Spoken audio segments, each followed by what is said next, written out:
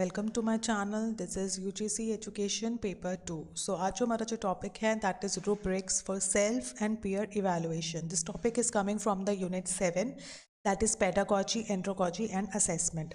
उसका D section है यहाँ पे. डी सेक्शन क्योंकि हर एक जो यूनिट है इज़ डिवाइडेड इनटू 4 सेक्शंस. तो जो ये सेक्शन है वो जो है coming up from the D section. ठीक है. डी सेक्शन का सबसे लास्ट पार्ट है रूब्रिक्स का for the self and peer evaluation. So उसके बारे में हम समझेंगे, उसके मीनिंग क्या है और इसके स्टेप्स ऑफ कंस्ट्रक्शन के किस तरीके से बनाया जाता है.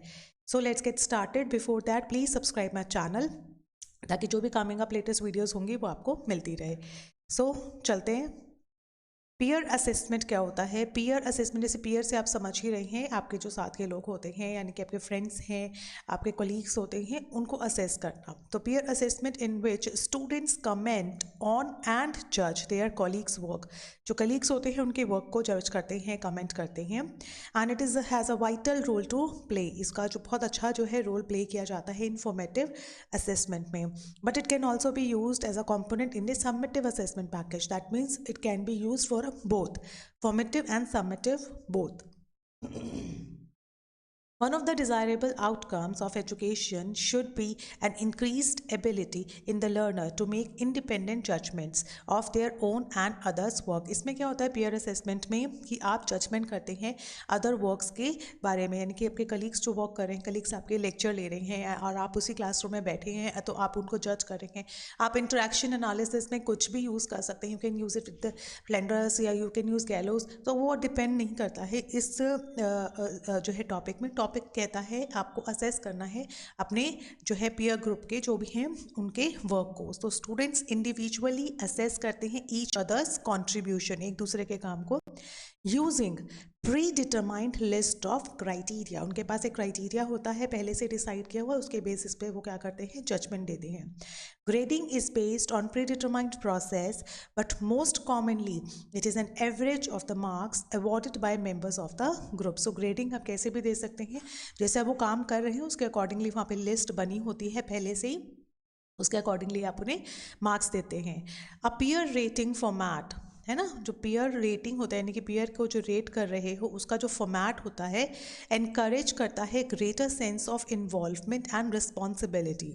उसमें ऐसा नहीं होता है आपने कि ये कंटेंट में ये टॉपिक कवर अप कर लिया है या ये कर लिया है. उसमें ये होता है आप में कितनी सेंस है क्लासरूम को समझने की, क्लासरूम इंटरेक्शन को समझने की, कितनी रिस्पॉन्सिबिलिटी है कि अगर एक बच्चा आपकी क्लास में ये शिकायत करता है कि मैम उसको ऑडिबल नहीं है तो आप क्या करते हैं. तो इस तरीके की आपकी रिस्पॉन्सिबिलिटी क्या है, आपका sense of involvement into the classroom क्या है, वो जज किया जाता है. It established a clearer framework and promote the excellence. Direct attention होती है स्किल डेवलपमेंट पे, लर्निंग पे, एंड किस तरीके का जो है फीडबैक है, अच्छा है कैसा है, डिपेंड करता है इस चीज़ पे. सो वीवर एंड कॉटरेल ने ये डेफिनेशन दी थी 1986 में. Now in the term of summative assessment studies have found that student ratings of their colleagues to be both reliable and valid. कि जब स्टूडेंट अपने आप को, जैसे आपके पीयर ग्रुप अगर आपको रेट करते हैं तो वो रिलायबल भी होती है और वैलिड भी होती है. Orphan found no difference between lecturer and student rating of assignments in terms of average ratings, variations in ratings, agreement in ratings और relationship between ratings. So इन्होंने कहा कि कोई डिफरेंस नहीं है, आप एवरेज रेटिंग निकालें या उसमें वेरिएशन करके जो है रेटिंग्स निकालें, तो उनकी अपनी एक डेफिनेशन थी. अर्नॉल्ट ने कहा that peer rating of a medical student were internally consistent, unbiased and valid. Other studies suggest that there is a variation according to the factors such as age of the student. बहुत matter करता है as भी कि किस as के बच्चे को जो है किस एज के पीयर ग्रुप को यहाँ पे असेस किया जा रहा है. ठीक है, चलिए देखिए बहुत बढ़िया, ये एक फॉर्मेट है, आपको बहुत क्लियर हो जाएगी चीज़ें. देखिए ये है पीयर इवैल्यूएशन फॉर्म. एक एग्जांपल के तौर पे मैंने ये जो है इंटरनेट से ही लिया है. ड्यू टू प्रेजेंटेशन डे, जिस दिन प्रेजेंटेशन है आपकी, आपका लेक्चर है, उस दिन एक जो है प्रिस्क्राइब्ड किया हुआ, जैसे मैंने बताया था ना, प्री डिटरमाइंड क्राइटेरिया होता है इसमें. बस उसी के बेसिस पे ये परफॉर्मा बनाया गया है, जहाँ पे आपकी प्रेजेंटिंग टीम है। इंस्ट्रक्शंस क्या दी हैं? Evaluate your peer team members including your self on their participation in the course project, right. So circle करना है उसकी रेटिंग को क्राइटेरिया के बेसिस पे। सो टीम मेंबर का यहाँ पे आपने नाम लिखा, whatever is your name, ठीक है। चलिए, राम है। Activities, participation in the project activity के 3 मार्क्स हैं। Fulfilment of his role duty, उसने अपनी रोल जो ड्यूटीज़ हैं उसको किस तरीके से किया है, उसके 3 मार्क्स। लीडरशिप के 3 मार्क्स। ऑन एन एवरेज है तो आप 3 देंगे, गुड है तो 4 और एक्सेलेंट है तो 5। तो इस तरीके से रेटिंग्स चलती रहती हैं एंड एट द एंड जो है उसका जो है यहाँ पे रेट निकाल दिया जाता है। सिमिलरली अगर सेकंड टीम मेंबर्स है, पार्टिसिपेशन प्रोजेक्ट एक्टिविटी में कितना है, कितना फुलफिलमेंट है। सो हर एक टीम मेंबर के बेसिस पे ये 3 क्राइटेरिया डिस्क्राइब किए गए हैं और उसके बेसिस पे रेटिंग्स दी गई हैं। तो ये है पीयर इवैल्यूएशन फॉर्म, ठीक है। नाउ सेल्फ एंड पीयर जो असेसमेंट होता है उसका एडवांटेज क्या होता है, क्यों किया जाता है? Because increase the student responsibility and autonomy, इससे स्टूडेंट को जो है रिस्पॉन्सिबिलिटी समझ में आती है। Strive for more advanced and deeper understanding, इससे उसको सब्जेक्ट मैटर स्किल के बारे में, प्रोसेसेस के बारे में डीप नॉलेज होती है। Lift the role and status of the student from passive learners to active learner and assessors, that means इसमें जो पैसिव लर्नर्स होते हैं फोकस होता है उनको एक्टिव लर्नर्स में डेवलप करने का। इन्वॉल्व करना क्रिटिकल रिफ्लेक्शन, बच्चों के अंदर जो है क्रिटिकली चीज़ों को समझने की जागरूकता पैदा करना। एंड डेवलप करना students a better understanding of their own subjectivity and judgement, खुद के जजमेंट। जैसे अगर आप किसी को जज करते हैं तो आपके क्राइटेरियाज, आपके व्यूज़ जो है क्लियर हो जाते हैं कि what you are expecting from the other, same thing others expecting from you, है ना। सो इससे क्या होता है, जजमेंट और आपकी जो सब्जेक्टिविटी यानी कि आपके बिहेवियर की जो सब्जेक्टिविटी है वो आपको क्लियर होने लगती है। नाउ बेसिक जो इसका एडवांटेज है किसका, पीछे जो हमने किया था प्रीवियस स्लाइड में, वो था सेल्फ एंड पीयर, दोनों का ही एडवांटेज बताया था यहाँ पे, ठीक है। अब जो एडवांटेज है यहाँ पे नेक्स्ट स्लाइड में, this is only for the peer assessment, जो है उसका पेयर असेसमेंट है उसका यहाँ पे एडवांटेज दिया है। The first one is agreed marking criteria means there can be a little confusion about the assignment outcomes and expectations, that means जो असाइनमेंट हमने बनाया है और जो हम उनसे एक्सपेक्ट कर रहे हैं, there might be some confusion, but इससे पहले ही हमें क्राइटेरिया बना लेते हैं ताकि जब हम उनको असेस करें क्लासरूम में बैठ के तो ईजी हो जाए, उन्हीं के पॉइंट्स के बेसिस पे हम उन्हें असेस करते हैं। Encourages the students' involvement and responsibility, encourages the students to reflect their role and contribution to the group work. It focus करता है on the development of the judgment skills, मैंने आपको बताया ना judgment skill. Students are involved in the process and encouraged to take part in the ownership of this process. It provides the more relevant feedback to the students, बच्चों को इससे more relevant feedbacks मिलते हैं and genuine feedbacks मिलते हैं, and it is considered fair by some students because each student is judged by their own contribution. When operating successfully can reduce our lecturers marking load, इससे क्या होता है, आपके जो लेक्चर होते हैं उसका लोड कम होने लगता है क्योंकि आपको पता चल जाता है कि किस तरीके की मार्किंग होनी है। And it can help to reduce the free rider problem as students are aware that the contribution will be graded by their peer. इससे क्या होता है, आप फ्रीली जो है अपनी क्लासरूम में बिहेव करते हो क्योंकि आपको पता है आपका ग्रुप ही, आपका फ्रेंड ही जो है उसको असेस करने वाला है, तो आप इजीली जो है क्लासरूम में जो है गो विद द फ्लो, यानी कि क्लासरूम के अकॉर्डिंगली और जो है without any tension, without any stress आप क्लासरूम में फ्लो करते हैं। नाउ इसके डिसएडवांटेजेस भी हैं, जैसे additional briefing time can increase a lecturer workload, क्योंकि आपको उसमें ब्रीफ भी करना होता है ना, तो उससे क्या होता है, लेक्चर का वर्कलोड बढ़ जाता है।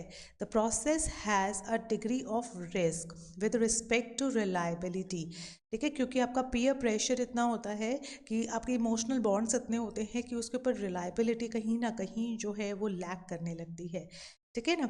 Students can submit their assessment independent of the work, student will have a tendency to award everyone the same mark, कि कई बार स्टूडेंट की टेंडेंसी होती है कि वो न्यूट्रल चलते हैं, ना ही ज़्यादा देना एक्सेलेंट कर देना, ना ही कम, तो वो एक न्यूट्रल बिहेव करते हैं, तो वो भी कहीं ना कहीं डिसएडवांटेज है। Students feel ill-equipped to undertake the assessment. Student may be reluctant to make a judgment regarding their peers. कई बार reluctant हो जाते हैं. At other extreme, students may be discriminated against if students gang up against one group or another. अगर obviously discrimination चलता है, अगर कुछ मतभेद हैं दोनों पेयर ग्रुप्स के बीच में, तो भी जो है गलत मार्किंग हो सकती है. तो कई सारे रीजंस हो सकते हैं कि जो पीयर असेसमेंट है वो अच्छे तरीके से यानी कि बायस रिजल्ट दे रहा है. Now moving on to the self assessment, यानी कि खुद को ही असेस करना. सेल्फ असेसमेंट में आता है this is similar to the peer evaluation, but student assess their own contribution, अपना ही कंट्रीब्यूशन को असेस करते हैं in the set of criteria. अब इसके क्या एडवांटेज हैं? It encourage the students involvement and responsibility, same with the all. It encourages the students to reflect on their role and contribution to the process of group work. Group work में किस तरीके से perform करना है उसके लिए encouragement मिलती है. It allows the student to see and reflect on their peers. वो पहले देखते हैं peer कैसा response दे रहा है, उसी तरीके से खुद भी practice करते हैं अगर सही response है. It focus on the development of students' judgment skills. But इसके ऑब्वियसली डिसएडवांटेज भी हैं. जब आप खुद को असेस करेंगे तो ऑब्वियसली खुद को अच्छा दिखाने की कोशिश ही करते हैं. Potentially increase the lecturer workload by needing to brief students on the process as well as ongoing guidance on performing self evaluation. क्योंकि आपके ऊपर बर्डन इतना होता है कि खुद को सेल्फ इवैल्यूएट करने के लिए आप परफेक्शन की तरफ जाते हैं. उसमें आप जो है अपनी स्किल्स को तो कर लेते हैं, लेकिन जो क्लासरूम में बच्चे बैठे हैं उनको आप निगलेक्ट करने लगते हैं क्योंकि आपका जो फोकस होता है वो खुद पर होता है.